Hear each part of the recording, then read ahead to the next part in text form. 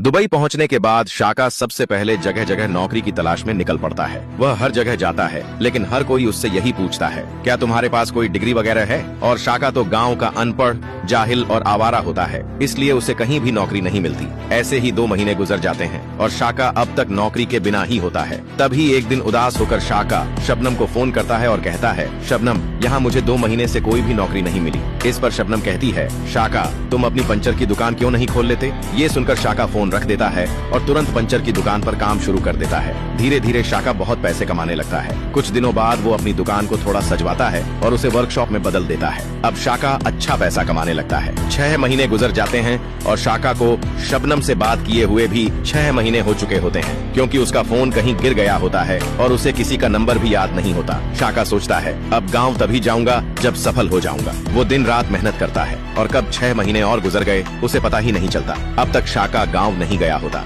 दूसरी तरफ बशेरा शीदालाल से कहता है, मुझे नहीं लगता कि वो शाका अब वापस आएगा। इस पर शीदालालू कहता है, हाँ, मुझे भी यही लगता है। अब तो 8 महीने हो गए हैं, शाका न तो आया और न ही कोई फोन किया। शीदालाल जबरदस्ती शबनम की शादी बशीरालाल से करवा देता है। शादी के बाद बशीरालाल तो बहुत खुश होता है, लेकिन शबनम अंदर ही अंदर टूट चुकी होती है। पर शादी हो चुकी होती है, इसलिए वो अपना दर्द भूलकर बशीरालाल के साथ रहने लगती है। उधर जब 1 साल बाद शाका गांव लौटता है तो वह बहुत अमीर आदमी बन चुका होता है। वह शीदालाल से पूछता है, शबनम कहाँ है? देखो, मैं अमीर बनकर लौट आया हूँ। इस पर शीदालाल कहते हैं, शाका, मैंने तुम्हारा 6 महीने तक इंतजार किया था, लेकिन तुम्हारा कोई पता नहीं चला, इसलिए शबनम की शादी बशीरालाल से करवा दी। ये सुनकर शाका के होश उड़ जाते हैं। फिर गुस्से में कहता है, अब मैं किसी को जिंदा नहीं छोड़ूंगा, मेरे साथ धोखा हुआ है, और वह वहां से चला जाता है। अब सवाल ये है, क्या शाका अपना बदला लेगा या नहीं? अगला पार्ट देखने के लिए लाइक और